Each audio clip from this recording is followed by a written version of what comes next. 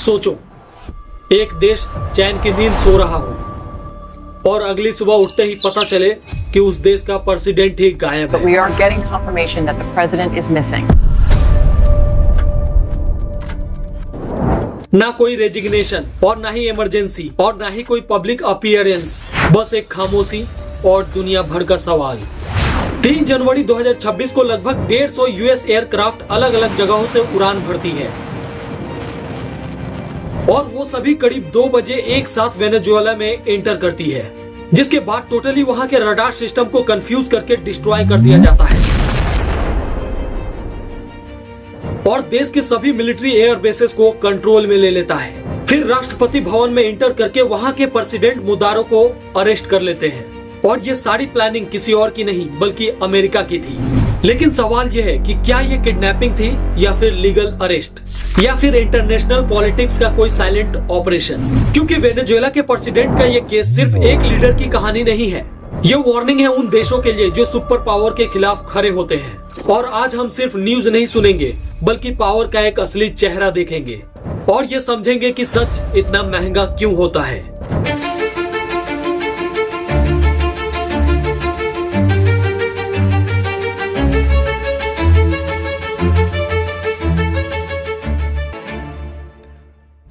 Venezuela कभी Latin America का सबसे अमीर देश माना जाता था।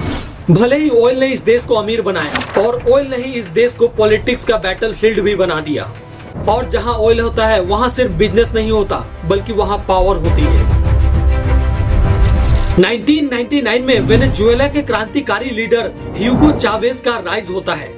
तब प्रेसिडेंट बनते ही चावेज ने वेनेजुएला पे अमेरिका के कंट्रोल को ओपनली चैलेंज करने लगे और उन्होंने कहा कि वेनेजुएला अपने रिसोर्सेज पे खुद का कंट्रोल रखेगा और यहीं से अमेरिका और वेनेजुएला के बीच का इनविजिबल वॉर शुरू होता है, क्योंकि पहले ये दोनों बहुत ही अच्छे दोस्त हुआ करते थे। लेकिन चावेज के प्रेसिडेंट बनने से पहले तक इलेक्शन होते रहे, लीडर्स बदलते रहे, पर प्रेशर कभी कम नहीं हुआ।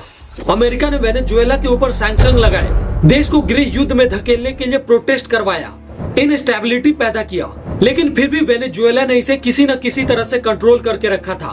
पर धीरे धीरे वेनेजुएला एक एग्जाम्पल बनने लगा, एग्जाम्पल उन सभी के लिए जो नो बोलने की हिम्मत करते। और इसी हिस्ट्री का नेक्स्ट चैप्टर है 3 जनवरी का वो इंसिडेंट।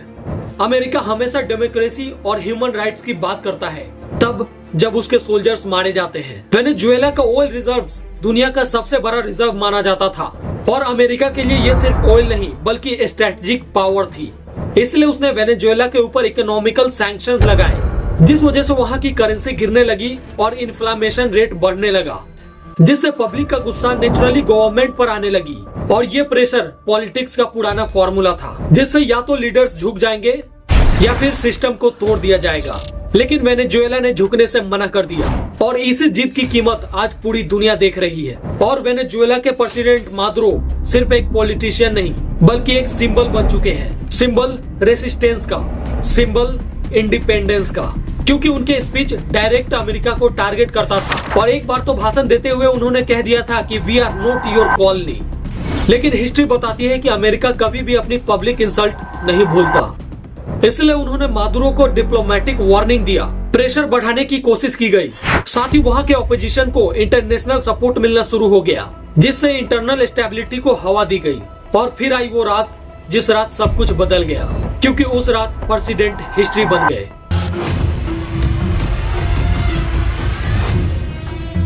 अब आते हैं सबसे डेंजरस सवाल पे, प्रेसिडेंट को उठाया कैसे गया। रिपोर्ट के मुताबिक ये कोई नॉर्मल किडनैपिंग नहीं थी, बल्कि ये एक हाई लेवल कोऑर्डिनेटेड ऑपरेशन बताया जा रहा है। इंसिडेंट से पहले क्वाइटली सिक्योरिटी प्रोटोकॉल बदले गए और वहां के उप सेनापति को पैसे देकर खरीद लिए गए, जो वहां के प्रेसिडेंट मादुरो के हर एक खबर को अमेरिका तक पहुंचाता था। और उस रात प्रेसिडेंट अपने ऑफिशियल राष्ट्रपति भवन में ही थे, जिसके बाद बिना किसी फायरिंग के कुछ कमांडो राष्ट्रपति भवन के छत पे उतरते हैं और थर्मल पावर की मदद से स्टील्थ दरवाजे को तोड़ते हुए प्रेसिडेंट को किडनैप कर लिया जाता है।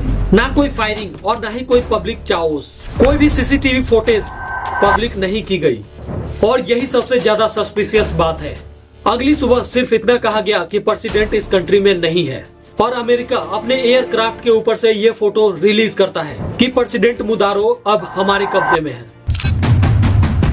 लेकिन अमेरिका ने अपने इस किडनैपिंग वर्ड को पूरी तरह से रिजेक्ट कर दिया है और मादुरो के ऊपर अमेरिका ये एलिगेशन लगाता है कि वो चुपके चुपके हमारे देश में ड्रग्स की सप्लाई कर रहे थे, जो कि पूरी तरह से गलत है क्योंकि अमेरिका के अंदर ज्यादातर ड्रग्स मैक्सिको से आते हैं। यूएस ने लीगल अरेस्ट बोलते हुए उनके ऊपर करप्शन का भी एलिगेशन लगाया, मनी लॉन्ड्रिंग्स के क्लेम लगाए और इंटरनेशनल लॉ के वायलेशन की बात कही। लेकिन दोस्तों ये कोई नया पैटर्न नहीं है। ठीक इसी तरह के एलिगेशन इराक के राष्ट्रपति सद्दाम हुसैन पर भी लगाया गया था और बायो वेपन का बहाना करके इराक के ऊपर हमला कर दिया। बिल्कुल ठीक ऐसे लीबिया के राष्ट्रपति कर्नल कद्दाफी के ऊपर भी किया गया था और रिसेंटली में सीरिया के राष्ट्रपति बशर अल असद के साथ भी ऐसा ही हुआ था और अब वेनेजुएला के राष्ट्रपति मादुरो के साथ भी ऐसा ही हुआ। उन्हें एक हाई सिक्योरिटी जेल में रखा गया है। मीडिया को उनके करीब जाने की कोई अनुमति नहीं है।